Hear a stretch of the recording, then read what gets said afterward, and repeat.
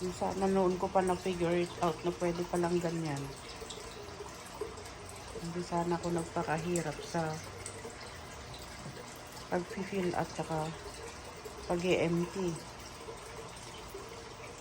Dahil noon, bakit ko siya pinifill up.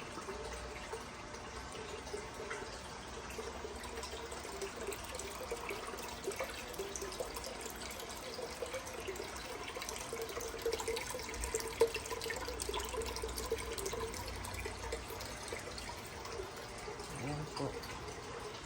Ang post natin ay doon. Ayan. Hanggang doon. Doon sa nakatap siya sa sink.